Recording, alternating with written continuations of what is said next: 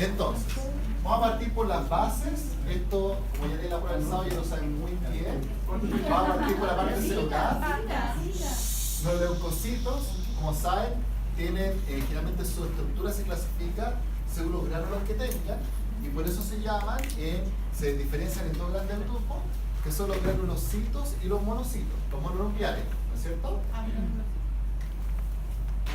Se llaman mononucleares, en realidad, porque los granulocitos es sin gránulos y los mononucleares significa que tienen gránulos. Lo que pasa es que microscópicamente cuando se descubrieron no vieron los gránulos con microscopios antiguos.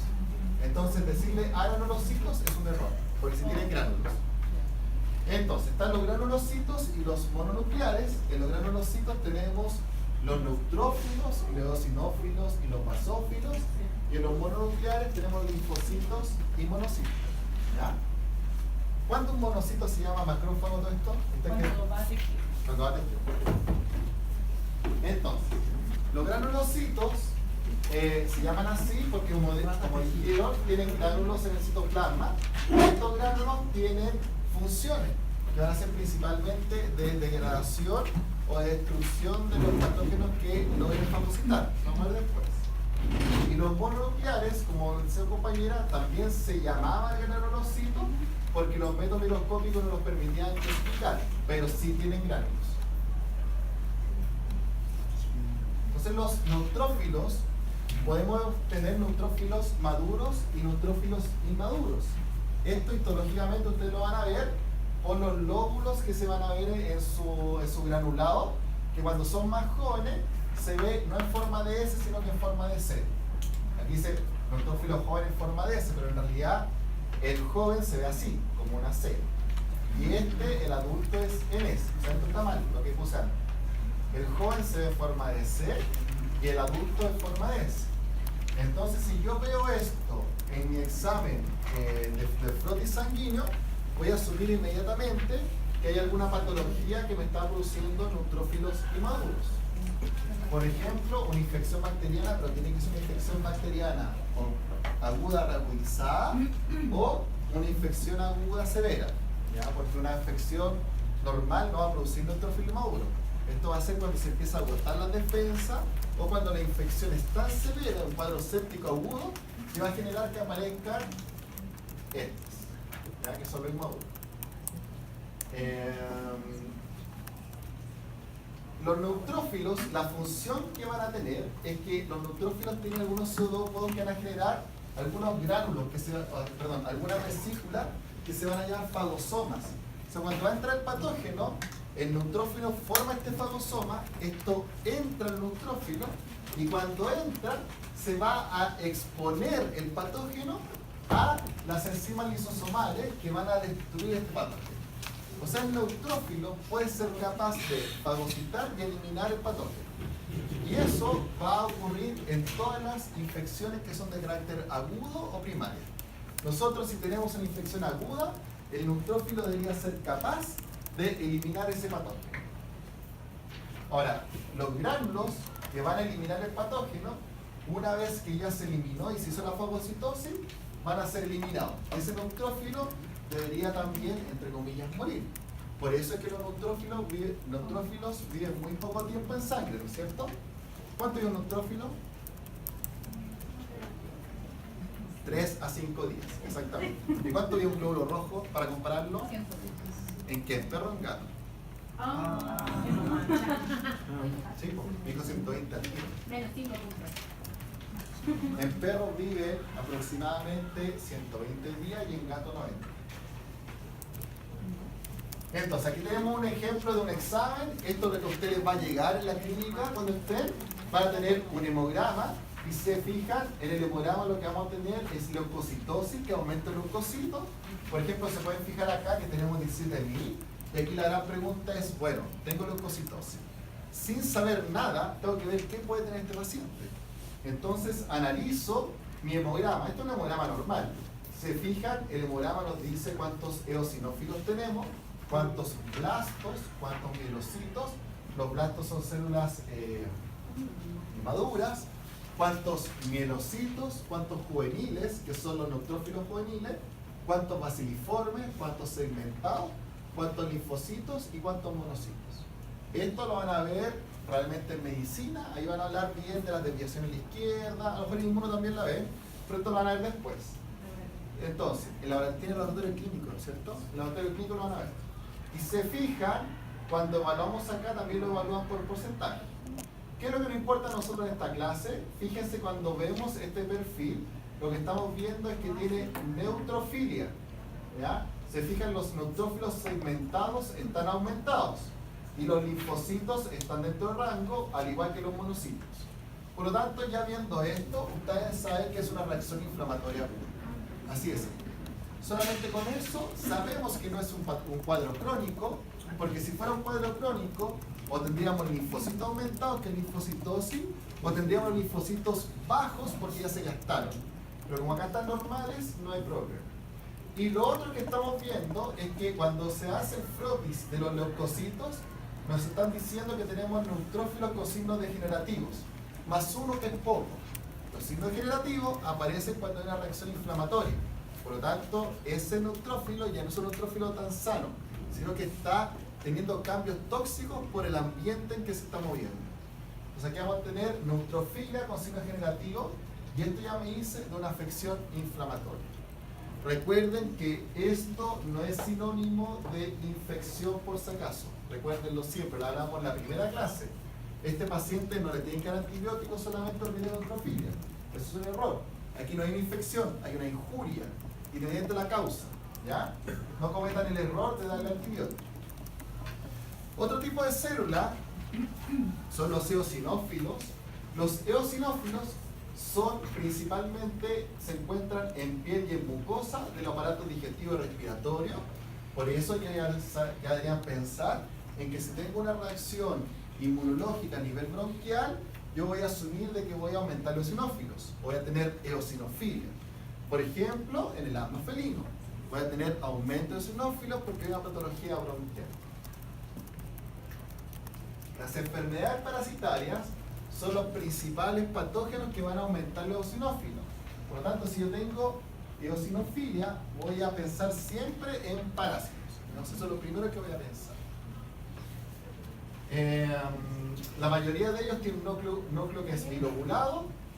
Claramente los frotis ustedes van a poder ver un eosinófilo, es muy fácil de ver. Si se fijan, se ven los gránulos también fácilmente, por eso se considera un granulocito.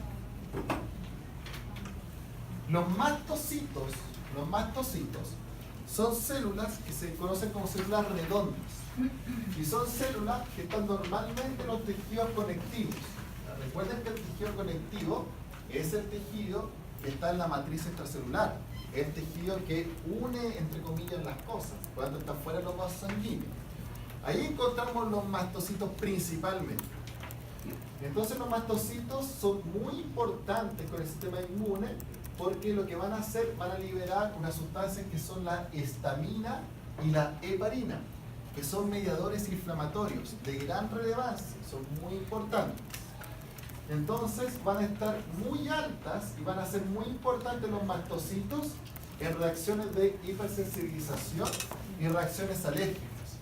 O sea, cuando vimos en la clase pasada los grados de hipersensibilización, teníamos efectivamente un aumento probablemente de los mastocitos. Esos pacientes que estaban hinchados con la cara, esos pacientes tienen alta cantidad de mastocitos en su tejido conectivo. Se tiñe lógicamente de color rojo, también azul. Acá pueden ver un paciente con un tejido conectivo. Si ven los puntos azules, ese es un mastocito que está normalmente en el tejido conectivo y que si proliferan van a generar uno de los tumores más comunes en veterinaria, que se conoce el mastocitoma. El mastocitoma, cuando vean medicina, van a ver, ojalá, oncología, y se van a dar cuenta que el mastocitoma es un tumor de célula redonda, que esto es un caso extremo, pero esto pues es una pelota de menos de 0,5 centímetros. Si ustedes esa pelota chiquitita la tocan, que es el principal error que uno comete, ustedes la tocan, lo que van a hacer van a liberar histamina. Y muchas veces parte con una pelota chica y termina así en una razón de horas. ¿Ya? Muchas veces cuando uno evalúa una masa en piel, uno hace lo que se conoce citología, que es que una aguja fina, yo pincho la masa, después le hago un frotis para evaluar, no un frotis, es esa fue la palabra, pero uno lo coloca en un porta, lo extiende y analiza la célula. Eso para cualquier tumor está bien, pero si ustedes sospechan de un mastocitoma como este, tienen que tener cuidado, porque al hacer eso van a hacer que esta reacción crezca, y eso tiene que ver con la histamina, porque este es un tumor de mastocitos.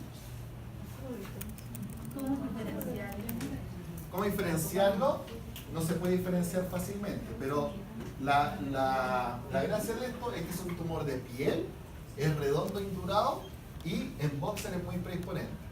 Es la única forma de sospecharlo. ¿Ya? Todo lo que sea un tumor de piel redondo, hay que asumir que puede ser mastocitoma.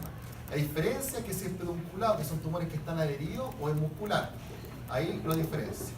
El lipoma, que es la masa grasa, va debajo de la piel, en el subcutáneo. Este va sobresaliendo en la piel. Entonces así sospecha este tumor. ¿Ya? Pero es difícil. ¿Se puede extraer?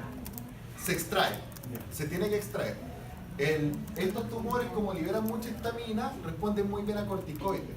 Eso, por ejemplo, lo que uno hace acá es que este tumor, usted le da un corticoide para disminuir la reacción inflamatoria, baja y usted lo tiene que extraer con 3 centímetros de diámetro superficial y profundo, o sea, una cirugía bien extensa. Pero se extrae. Pero primero tiene que bajar. ¿Ya? Primero se baja porque si no peor. En este tumor no influye ese plan de vida. ¿Pero puede ser de ambos? Puede ser de ambos. Entonces, cuando hablamos de inflamación, hablamos de distintos componentes. Uno siempre asume que inflamación, estamos hablando solamente del componente celular, el neutrófilo, el linfocito, el leucocito, pero también estamos hablando de componentes vasculares. Cuando hay inflamación, los vasos sanguíneos empiezan a aumentar. Cuando hay inflamación, también afecta lo que es la matriz extracelular. Afecta la fibra elástica, las fibras colágeno, los proteoglicanos. Por eso tenemos aumento de volumen. El aumento de volumen no es porque hay más neutrófilos en mi brazo, sino es porque el tejido conectivo está aumentando, la matriz está aumentando, hay angiogénesis, todo eso está creciendo. El tumor, el cáncer, es una inflamación. Y esa es una masa que está creciendo y que tiene vasos sanguíneos. Todo eso son componentes inflamatorios. Por lo tanto, si yo les pregunto cuáles son los componentes de inflamación, no deben colocar solo los componentes que son celulares. Por eso les decía que hay 3 componentes: celulares, vasculares y matriz extracelular. Todo eso es parte de la inflamación. Acá tenemos un desglose de todo lo que podemos encontrar en los componentes celulares, desde neutrófilos hasta basófilos y plaquetas. En los componentes vasculares, todo lo que son los vasos sanguíneos y el plasma. En la matriz extracelular tenemos todas las proteínas fibrilares, proteínas estructurales y membrana basal. Todo eso está asociado a los componentes de la inflamación. Ahora, cuando yo tengo una noxa, una injuria, un trauma, hay pasos en la progresión de la inflamación. La inflamación no es que me pegué y tengo una pelota así. Hay distintos pasos para esto. Entonces, hay 5 pasos fundamentales que son la vasoconstricción en el lugar, que dura unos segundos. Después de la vasoconstricción, o sea, por ejemplo, yo me pegué, se vasocontraen esos vasos, pero a los segundos se dilatan. Hay una vasodilatación de las arteriolas, o sea, va a llegar más sangre al lugar. El tercer paso es que como hubo vasodilatación, va a haber aumento en el flujo, va a llegar más sangre, pero esa sangre que llega con mayor velocidad no puede volverse igual de rápido. Tiene que quedarse en esa zona. Llega más sangre y se tiene que quedar. Entonces hay un retraso en el flujo y esto va a ocurrir por aumento de la permeabilidad vascular y la salida de proteínas. Y finalmente hay lo que se conoce como un éstasis. O sea, los vasos sanguíneos van a estar dilatados porque se para todo el flujo, se va a quedar ahí y después de eso van a estar repletos de sangre. Si esto se mantiene, estamos mal, porque hay episodios que la inflamación es tan crónica en que los vasos sanguíneos ya no se movieron.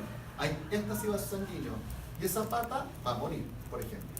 ¿Ya? Por lo tanto, uno lo que tiene que evitar es esto, que el éxtasis se mantenga por mucho tiempo. Lo que nos vamos a enfocar principalmente va a ser ahora en esta parte, que es el retraso en el flujo, que es una parte fundamental de la inflamación.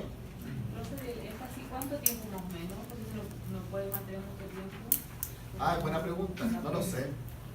No lo sé porque en realidad todo depende del órgano que estemos hablando. Porque si está hablando el cerebro, son minutos, pero si estamos hablando de un miembro, pueden ser horas. Entonces dependiente, o sea, sé de que depende del órgano, pero no sé cuánto es cada uno. Pero es dependiente del órgano. ¿Ya? El ojo también es muy rápido.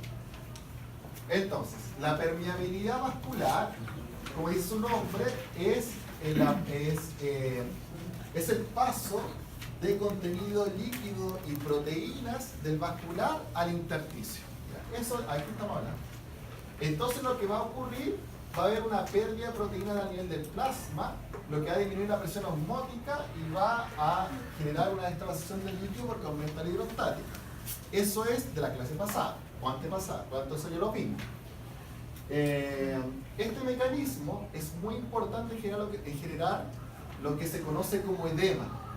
Recuerden lo que hablamos del edema, se genera acá, porque hay una extravasación vascular. Acá tenemos un ejemplo de un vaso sanguíneo normal, con una presión osmótica normal. Vamos a tener en una primera instancia de inflamación, lo que se conoce un transudado, porque lo que va a ocurrir es que por el aumento de la llegada de sangre va a haber una mayor presión hidrostática. Entonces va primero a haber un transudado, que es solamente contenido líquido no circular, y posteriormente va a haber un aumento de la permeabilidad vascular, va a pasar más contenido de proteínas y por lo tanto va a haber un exudado. Y estos son los pacientes que muchas veces están muy inflamados, vamos a tener hipotensión porque bajó la proteína. Por ejemplo fácil, no es fácil, para ustedes no es fácil, pero es un ejemplo. Si un paciente tiene una reacción inflamatoria sistémica, que lo vamos a ver en las últimas clases, que se llama SIRS, ese paciente está lo que se llama inflamado. ¿Por qué puede estar inflamado? Puede estar inflamado por una infección, por un trauma, por lo que sea. Y al estar inflamado, uno nota que las proteínas plasmáticas están bajando. Pero las proteínas que es la albúmina no está bajando ni porque está orinando más, ni porque está con diarrea, ni porque está ingiriendo menos albúmina, ni tampoco porque el hígado está mal, sino que baja la albúmina, que es la proteína, porque aumenta la permeabilidad en un paciente inflamado. Entonces, estos pacientes, lo que se llama SIRS, que es el síndrome de respuesta inflamatoria sistémico, están con bajas proteínas y este paciente está hipotenso. Entonces, uno tiene que pasar albúmina a esos pacientes clínicos. ¿Ya? Eso lo vamos a ver en las últimas clases cuando hablemos de SIRS, sepsis, gas, todo eso es así. Entonces, el aumento de la permeabilidad puede ocurrir por distintas causas, ¿ya? Y acá presten atención porque esta parte es engorrosa, ¿ya? Si esta parte no es tan amable. Entonces existen distintos mecanismos por lo que la permeabilidad de ese del vaso sanguíneo aumenta. Aquí recuerden de histología que los vasos sanguíneos tienen endotelio, ¿no es cierto? Y células endoteliales, que son largas y están unidas, pero esa unión se puede afectar. Y hay 7 mecanismos distintos por lo que la permeabilidad se altera y pasan proteínas del vascular al intersticio. 7, ¿ya? Entonces, el primero es el más común, que es una abertura en las células endoteliales. O sea, las células endoteliales están unidas y para algún fenómeno se abren y por ahí van a pasar las proteínas. Este es el más común y va a ser activado por las citoquinas inflamatorias, por mediadores inflamatorios como la histamina, la bradiquinina, los leucotrienos y una sustancia que se llama sustancia P. Esto va a actuar en las vénulas, ya no va a actuar en las arteriolas. Cuando estamos hablando de solamente el lado que se está devolviendo de la sangre, no el lado que está yendo. ¿Ya? Este es el mecanismo más común por el cual en la inflamación van a llegar células inflamatorias del vascular al intersticio, ¿ya? Lo que se conoce como abertura de las células endoteliales. Después tenemos algo que se llama reorganización del citoesqueleto. Biología celular 1. Recuerden que el citoesqueleto es lo que mantiene la forma del endotelio. Son proyecciones como el esqueleto de la célula. Eso es, por eso se llama citoesqueleto. Son proyecciones dentro de la célula que mantienen la forma alargada del endotelio. ¿Qué pasa si el citoesqueleto se altera? Y ya no es alargado, es redondo. Van a quedar orificios entre medio. Entonces, ese citoesqueleto se puede afectar. ¿Se puede afectar por qué? Por hipoxia o lesiones endoteliales. Por ejemplo, si yo tengo un paciente que le estoy dando poca oxigenación, el paciente está traumatizado y tiene una saturación de oxígeno de 80 cuando lo normal es solo 98, esos endotelios van a alterar su citoesqueleto y va a haber mayor aumento de la permeabilidad. ¿Ya? Si tengo una pata inflamada y no está llegando sangre ahí, también disminuye el oxígeno y por lo tanto hay mayor permeabilidad. Entonces, eso va a ocurrir por reorganización del citoesqueleto. La tercera es un aumento de lo que se conoce como transitosis a través del citoplasma. ¿Qué es lo que es? Las proteínas o células, en vez de pasar entre medio de una célula y otra, pasa por la célula misma, por el citoplasma. Se forman canales y van a pasar por el citoplasma. No pasa por el lado, pasa atravesando el citoplasma. Y eso va a ocurrir, por ejemplo, cuando tenemos aumento de un factor que se conoce como factor de crecimiento endotelial vascular, muy importante en cáncer, por ejemplo, y aumento de la histamina. Por lo tanto, aquí va a ocurrir un aumento de la transitosis. Lesión endotelial directa, o sea, la célula se fue de ahí. Ya no hay célula. Tenía 3 células y se fue una. Un daño necrótico. Si la célula se dañó, va a haber un orificio, un espacio por el que las proteínas van a pasar. Eso va a ocurrir en quemaduras grandes o infecciones bacterianas que sean líticas. Infecciones bacterianas que destruyan el endotelio vascular. O sea, en quemaduras es muy frecuente de ver este tipo de aumento de permeabilidad. La quinta es la filtración prolongada, retardada, que lo que es, simplemente lo que va a ocurrir es que por lesiones, por ejemplo, radiación, va a ocurrir un daño directo a nivel de la célula, esa célula muere por apoptosis y por lo tanto vamos a tener un aumento de permeabilidad. Por lo tanto, si yo les digo que es radiación en general, también puede ser lesiones por ciertas bacterias tóxicas, yo les estoy diciendo que eso no puede ser inmediato, todo lo que sea radiación tarda. Entonces, lo que vamos a tener es que va a haber una ruptura del vascular y por ahí van a pasar proteínas, líquidos y va a haber probablemente edema. Por eso piensen en la gente que está haciendo quimioterapia o radioterapia. La gente de radioterapia, si se fijan, mucha gente termina también hinchada. Entre muchas causas, porque en realidad hay muchas causas, una causa de la radioterapia es que va a afectar la permeabilidad, por lo tanto va a tener edema por extravasación de líquido y van a tener la cara más hinchada. ¿Ya? Entonces, un ejemplo claro de esto es radioterapia. Ahora, lógicamente radiaciones más tóxicas, peor. Lesión endotelial mediada por leucocitos. Los leucocitos tienen enzimas proteolíticas. Si así destruyen los leucocitos a los patógenos. Pero en ciertos casos, esos leucocitos se pueden pegar al endotelio y liberar esas enzimas proteolíticas a la misma célula endotelial y destruirla. Entonces los leucocitos pueden de alguna forma hacer esto para pasar. ¿Ya? Esto generalmente ocurre en la nivel de los capilares glomerulares y pulmonares. ¿Ya? Ahí es cuando vamos a tener daño de leucocitos a nivel endotelial. Glomerulonefritis, por ejemplo. Depósito antígeno-anticuerpos en el glomérulo. Va a haber también daño por el leucocito mismo que va a llegar a esa zona y tenemos daño endotelial. Y esto, filtración a través de vasos neoformados. Recuerden siempre que los vasos neoformados van a ocurrir la angiogénesis. Esto no solamente es de cáncer, pero es como un ejemplo muy común, que es la formación de nuevos vasos. Cuando un vaso nuevo se está formando, al principio, ese vaso todavía tiene orificios, o sea, tiene separaciones entre una célula y otra.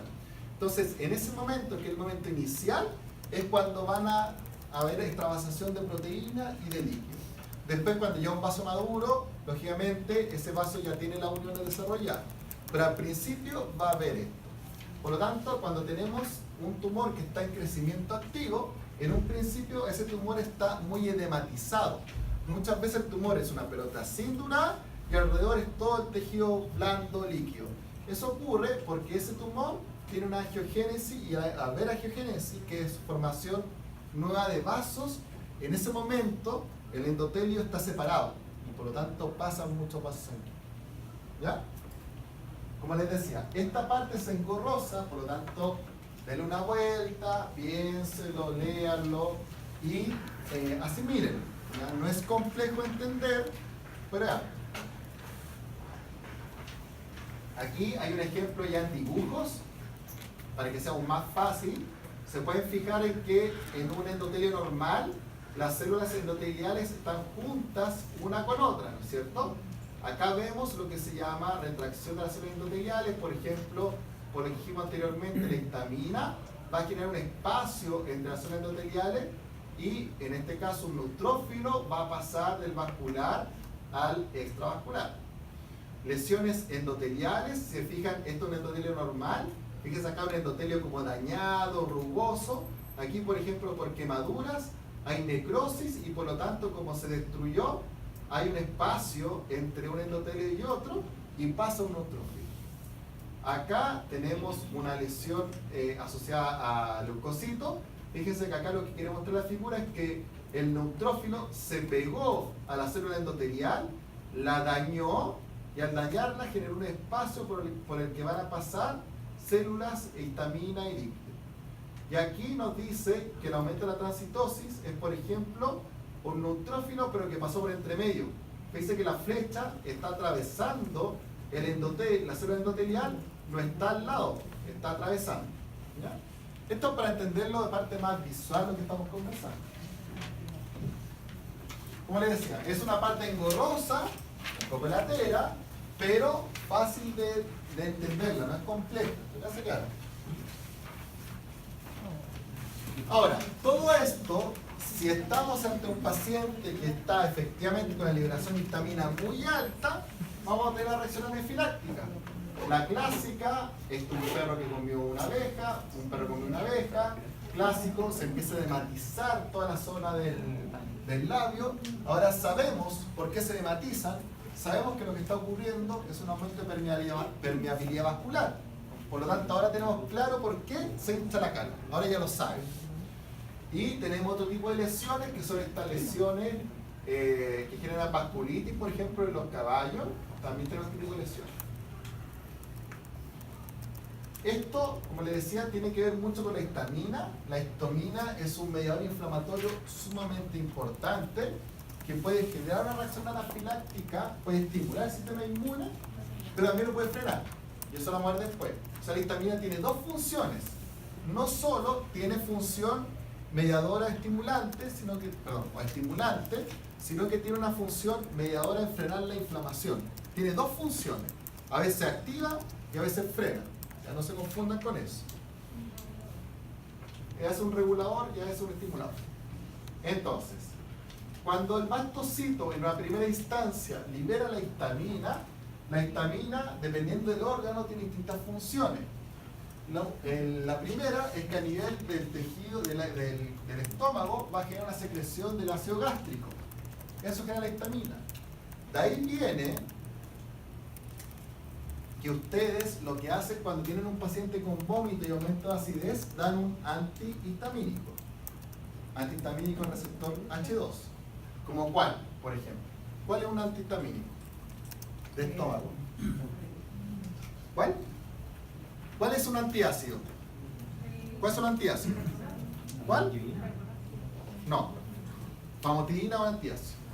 La famotidina y la ranitidina son antiácidos que son antihistamínicos. Actúan en el receptor que se llama H2 de histamina. Y eso está en el estómago. Entonces lo que está haciendo es que está disminuyendo la liberación de ácido gástrico que se produce por la histamina. Por eso cuando en farmacología les pasen los antiácidos, que es famotina y ranitina, digan, bueno, está actuando el receptor H2, uno queda sin tener idea. Eso es porque actúa el receptor de histamina, ¿ya? A diferencia del omeprazol que actúa en la bomba de protones, pero eso lo van a ver en fármaco. Entonces, la histamina tiene la función de generar ácido gástrico, que es ácido clorhídrico. Y eso es en los receptores H2. Que no se lo olvide porque no quiero que se lo pasen después. A nivel vascular, lo que hace la histamina es que va a generar una vasodilatación. ¿Por qué? Porque es un mediador inflamatorio en un principio. Entonces quiere que llegue más sangre inflamatoria, quiere que llegue más sangre al lugar de la inflamación. Entonces va a generar una inflamación. A nivel respiratorio, broncoconstricción, clásico del paciente alérgico asmático. Se broncocontrae. Y eso tiene que ver con la liberación de histaminas, que la está produciendo el mastocito. Y a nivel de la piel, piloerección. O sea, tienen los pelos levantados. ¿Ya? Son las distintas acciones de histamina dependiendo de qué parte estemos hablando. ¿Y cómo se regula eso? Depende.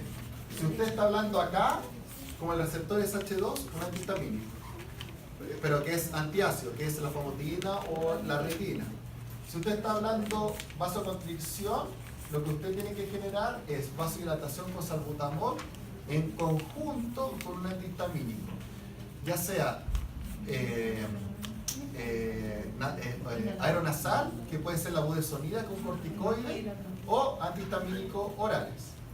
Si usted está hablando acá de la piloerección, antihistamínicos orales. Mi pregunta era, ¿cómo sabe que debe dejar de producir histamina? Lo que pasa es que esto es una regulación en cantidades. Todo esto es por cantidades. Cuando hay mucha histamina, es como cuando hablemos del sistema endocrino. Hace entre comillas como un feedback negativo. Si tengo mucho en sangre, va a estimular al mastocito a que produzca menos histamina. Entonces un feedback negativo. Es por cantidad. Todo esto es por cantidades de inflamación. A menos que el sistema esté desregulado. ¿Cuándo está reacción alérgica? Ahí está desregulado. El alérgico tiene desregulado este sistema, porque el alérgico tiene efectivamente una sensibilidad mayor. Entonces, él con poca cantidad de histamina va a ser una reacción mucho mayor a lo normal. Y como son pocas cantidades, la histamina no alcanza a regularse, porque no alcanza a suprimir, por ejemplo, el mastocito, porque hay poca en sangre. Entonces, por una razón de hipersensibilidad. ¿Ya?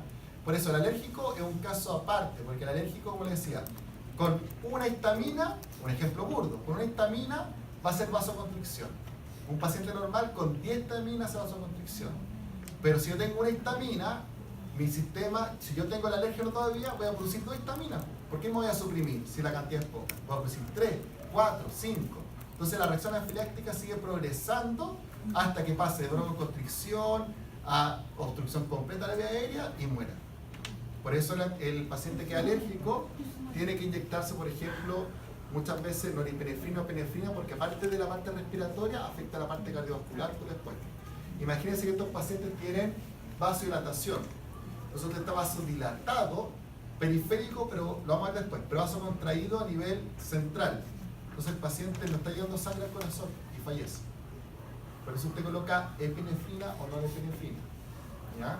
Y por eso, bueno, esto es de medicina, lo van a ver después, pero por eso cuando usted tiene un paciente, uno no le pone epinefrina a este paciente.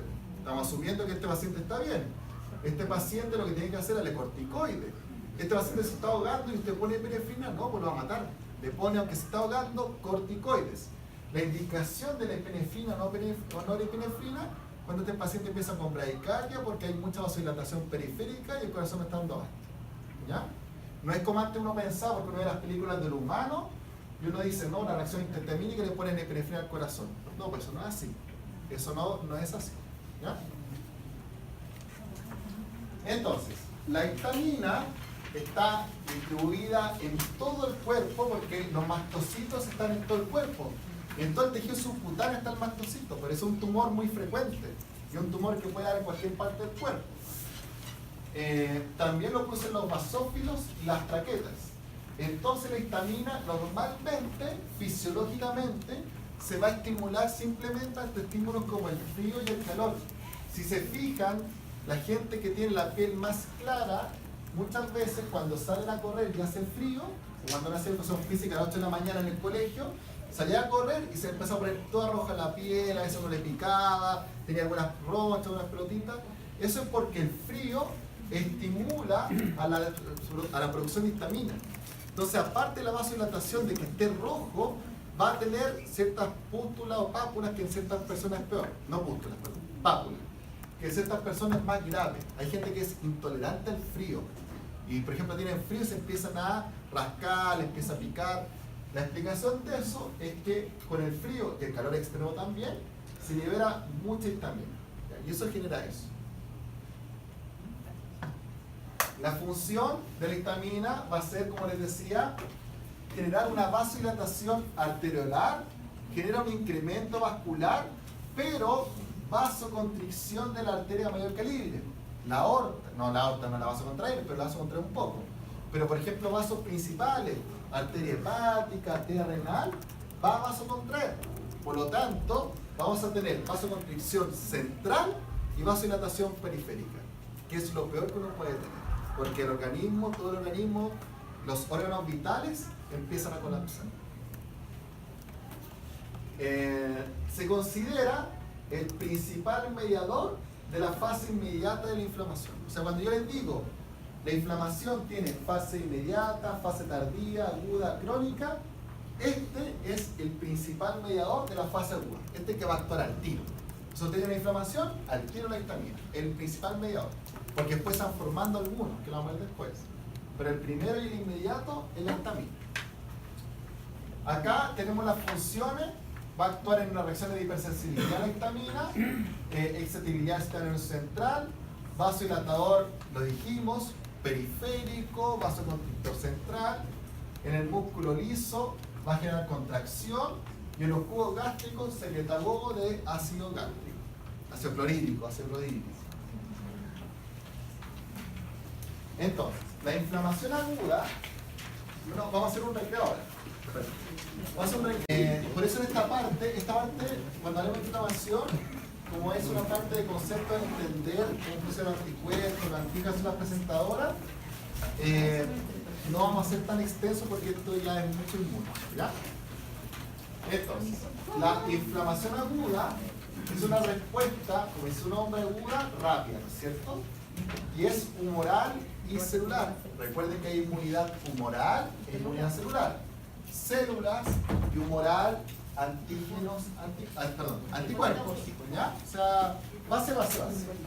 Entonces, en la inflamación aguda, la respuesta está amplificada, por eso es una inflamación aguda, pero está controlada. Si se descontrola, va a pasar una inflamación probablemente crónica o una descompensación del organismo. Se considera benigna, o sea, es normal, esperable y bueno que yo tenga una inflamación aguda. Si yo se me fue algún elemento patógeno por el bronquio, me atraganté con algo, es bueno que actúe el sistema inflamatorio para eso encapsularlo y eliminarlo, ¿ya? Por lo tanto, es algo fisiológico y benigno. Cuando uno tiene un problema gastroenterológico, es bueno porque hay inflamación aguda. Ustedes comen un montón de mugre en el día, igual que yo, pero no por eso uno pasa con diarrea. Eso lo elimina el sistema inflamatorio agudo, ¿ya? Si comen algo que es una sopaipilla con mal aceite, a lo mejor no le va a dar diarrea a esta altura porque ya tienen una inflamación aguda asociada y tiene un sistema inmune mejor. Cuando usted dice que tiene una inflamación aguda, la inflamación aguda puede pasar a ser patológica. Y ahí vamos a tener ciertos signos de la inflamación aguda, que son 5 puntos cardinales. Vamos a tener calor local, rubor, edema, dolor y pérdida de la función de ese organismo inflamado o ese lugar inflamado. Por lo tanto, hay 5 signos cardinales de la inflamación. La inflamación aguda tiene distintas fases. La primera parte es la liberación de los mediadores inflamatorios. La segunda es el efecto que tienen los mediadores. Después van a llegar al lugar donde actuaron los mediadores las células inflamatorias. Posteriormente va a haber una regulación, porque imagínense si la inflamación no se regula, va a pasar a ser crónica. Y posteriormente hay una reparación de lo que se dañó. Claro ejemplo, una espina, por ejemplo, para la redundancia, una espina que entra a la piel y la atraviesa. Tenemos una espina, entró, esto es la piel, esto es el tejido conectivo y este es el sistema vascular. Entonces, si se fijan, este es un gráfico muy bueno porque está en español y van a saber todo lo que ocurre. Entra, esto que está en verde es el patógeno, lo que va a ocurrir es que la histamina va a ir al endotelio, el endotelio va a aumentar la permeabilidad capilar. Fíjense que acá este es un leucocito, que es un neutrófilo, que está atravesando el endotelio.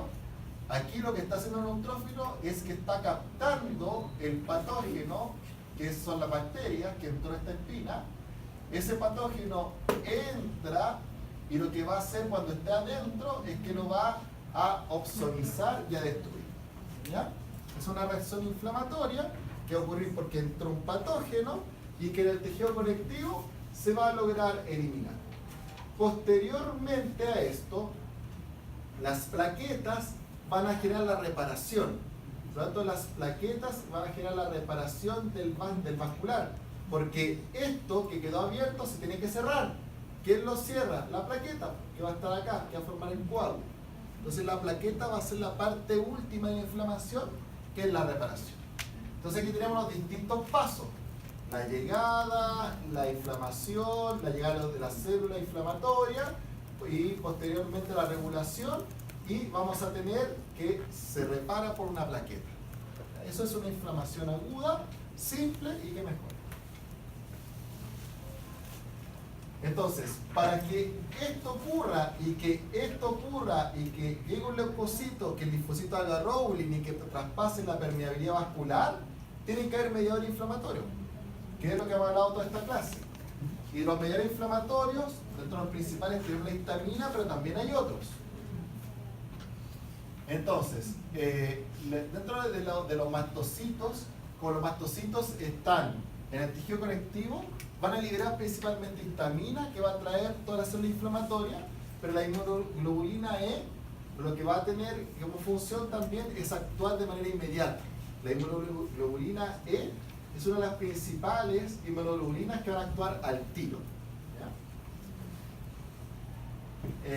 Aquí tenemos un ejemplo de que se fijan a la izquierda, donde está esta línea roja, está hablando de la respuesta de minutos inmediata, y hacia la derecha es la respuesta tardía de la inflamación. Y todo tiene que ver en su centro con el mastocito, porque el mastocito es muy importante. Entonces tenemos una bacteria que entró al organismo, lo captó, por ejemplo, un basófilo, un linfocito B de memoria, porque estamos asumiendo que ese linfocitos B son de memoria, y va a generar la liberación de inmunoglobulina, que va a llegar al mastocito, y el mastocito va a generar funciones como son vasoconstricción bronquial, que es lo que hablamos anteriormente, vasodilatación, todo lo que queremos. Y a su vez, el mastocito va a estimular al linfocito T para que libere más citoquina inflamatoria y llegue más célula inflamatoria al lugar de la lesión. Esa es la respuesta tardía, que tarda un par de minutos o horas. Pero la primera respuesta es la activación del mastocito, con la inmunoglobulina E principalmente. Una vez que se activa, el mastocito va a generar todas las funciones que sabemos, que son atraer células inflamatorias, y va a estimular más células inflamatorias por medio de linfocitos T y de citoquina inflamatoria, que atraen más linfocitos. Entonces vamos a tener mediadores que son preformados, que están ahí, ya están hechos, que son, por ejemplo, la histamina, que está dentro del mastocito. ¿Cuánto tenemos mediadores preformados? Tenemos factores quimiotácticos preformados, tenemos la heparina. La heparina también es un factor de inflamación que va a ayudar a que el tránsito vascular sea más fluido. ¿Ya? Recuerden que la heparina es un anticoagulante y normalmente en la sangre hay coagulación, o sea, normalmente los vasos se van juntando, no los vasos, las células. Entonces la heparina lo que hace es que esto sea más fluido. Y si yo tengo un factor inflamatorio, voy a tener más heparina. ¿Ya? Esa es la idea, y que no se forme un trombo ahí al tiro. Eso es lo que está buscando la heparina. Y posteriormente se van a formar de nuevo, o que son formaciones nuevas de mediadores, como son la prostaglandina E, los linfocitos T, los linfocitos BCD4.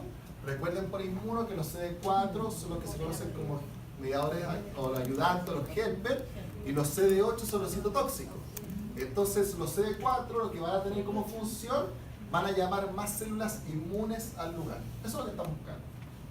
Y después se van a formar el factor activador de plaquetas. Después, por eso se llama de novo, porque en algún momento esto tiene que parar. Por eso ese mediador, que es el factor activador de plaquetas, se va a formar después de que la heparina llevó todos los factores inflamatorios al lugar. Y la prostaglandina E, recuerden que es un importante vasodilatador. Por eso, bueno.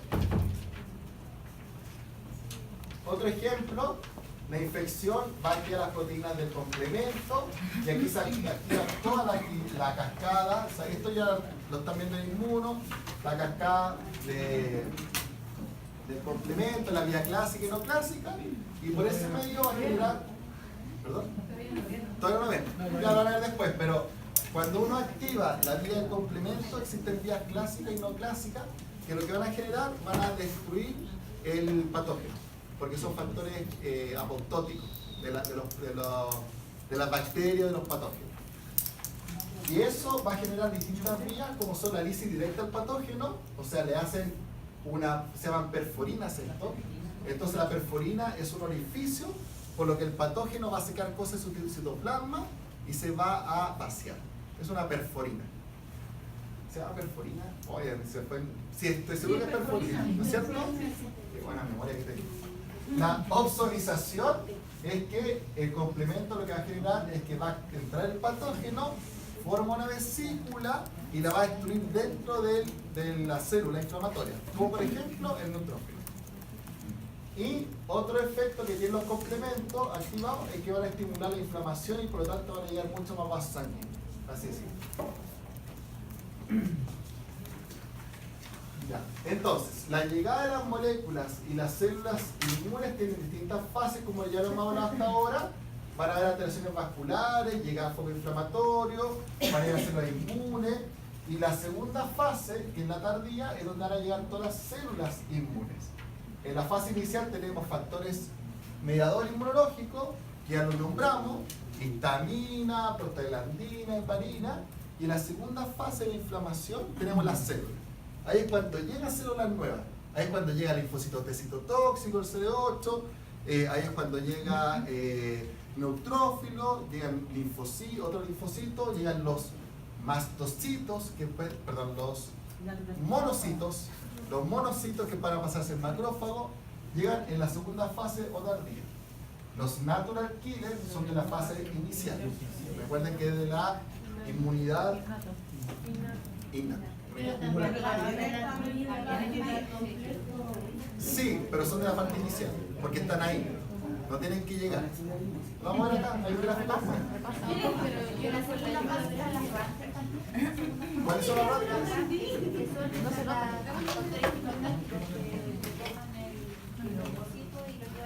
Pues se llaman rantes. No lo conocía por rantes. ¿Qué son los rantes? Ah, un factor quimiotáctico. Pero los factores quimiotácticos son más que... Los factores quimiotácticos hay millones. Son muchos.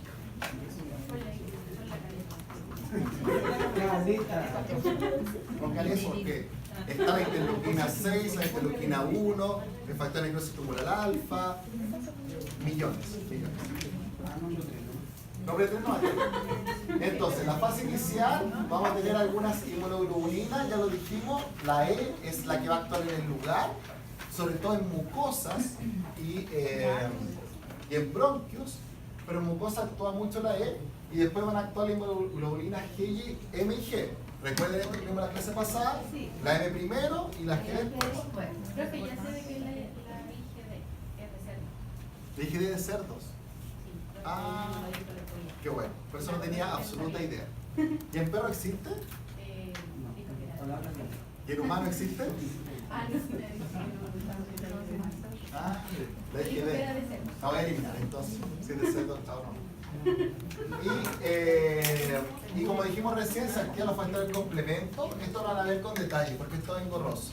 Se activan los factores C3, C5 y en realidad hay apoptosis. Hay distintas proteínas, pero lo que quiero que les quede claro es esta. El resto, los quinidógenos y los factores de coagulación no tanto, pero esta sí me interesa. Proteína de la fase aguda. Sí, se llama proteína fase aguda, proteína fase reactiva, proteína C reactiva, proteína como quiera. esta proteína me interesa en este ramo, por ejemplo en uno en otra, pero esta me interesa en este ramo, porque la proteína de fase aguda es una proteína que para los que trabajen en el área de la salud, la conocen mejor que nosotros en veterinaria, que es una proteína para evaluar una reacción inflamatoria. Esta proteína se toma en cualquier paciente inflamado. Si usted está inflamado, está dañado, le toma la proteína C reactiva, y si esta proteína C está alta, significa que está con un grado de inflamación alto.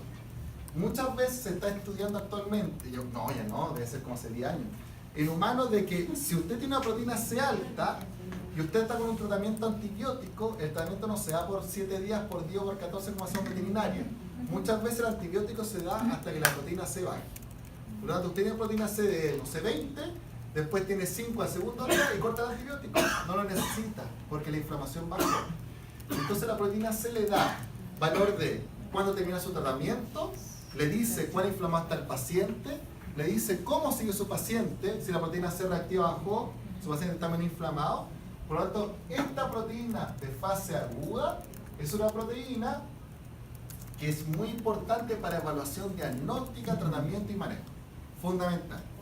En Chile va a llegar luego, porque ya se está usando en México la veterinaria, entonces cuando llegue usted ya tiene que conocerla, ya no tiene que sonar desconocida, ¿ya? Esa es importante y en la parte inmune es la que se activa en la fase inicial de la enfermedad. Y después sigue aumentando por si acaso, no pasa. Si la enfermedad, el patógeno sigue aumentando. Y en la fase tardía, esta sí que la voy a pasar, esta no voy a ahondar en esto para que la vean después, porque en realidad ya la célula y acá le hice un resumen de lo que hace cada célula. Ya esto leanlo, les va a servir. La va a pasar y porque nos vamos a meter un poco más en la inflamación propiamente tal, en el sistema inmune, lo que va a ocurrir es que cuando estas células ya llegan al lugar, va a ocurrir lo que se conoce como Rowling, ¿ya? O home, no Rowling, ¿cuál es el nombre que tenía esto?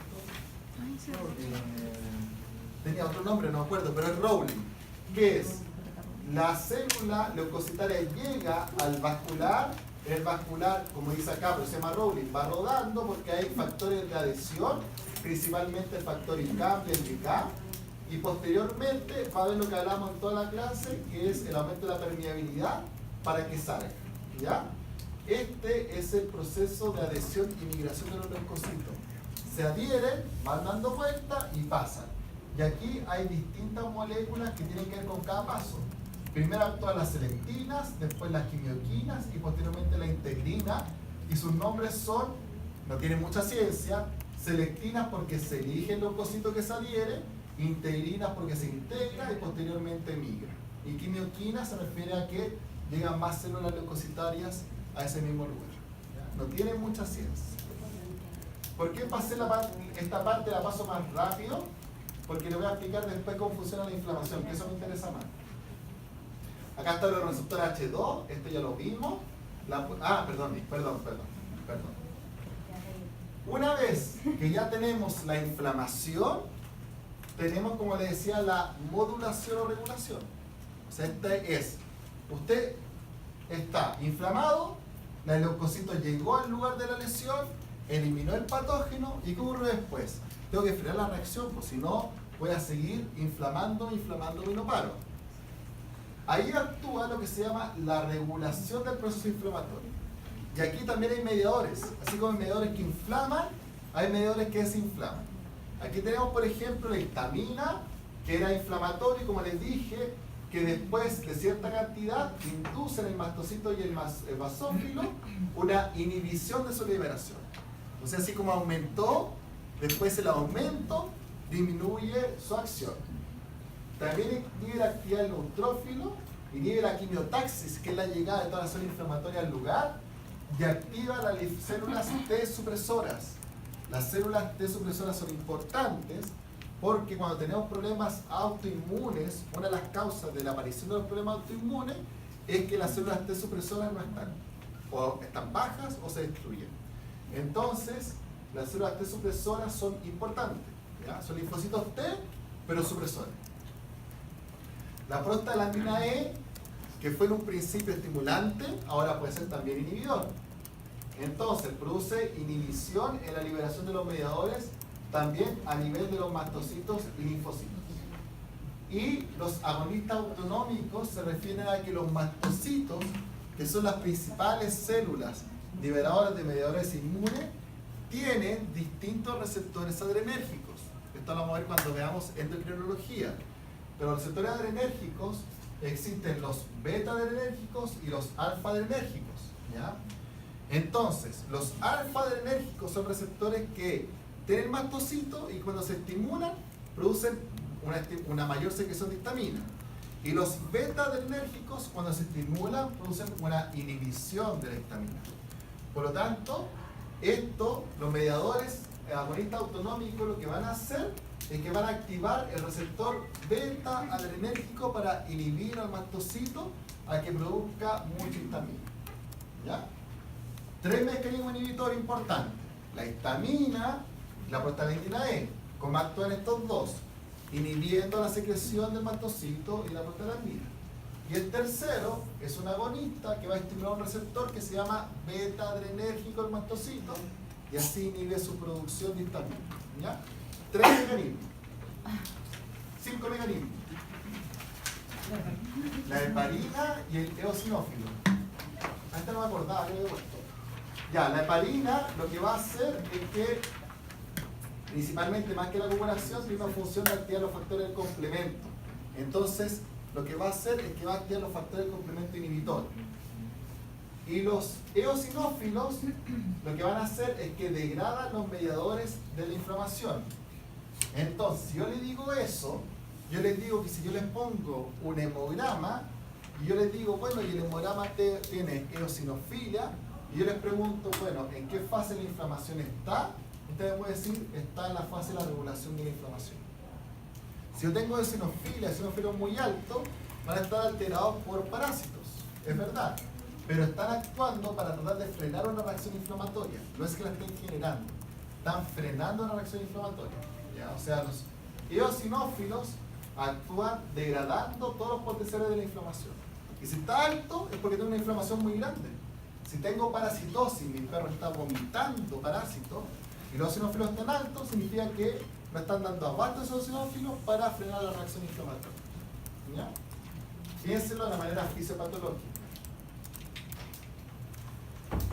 La reparación es fácil, como les decía, ya cuando la lesión pasó, van a llegar a la zona de los fibroblastos. Aquí acuérdense la vía de la fibrina, del plasminógeno. Los fibroblastos son las células que van a generar la malla de reparación. Igual tenemos una clase después de esto.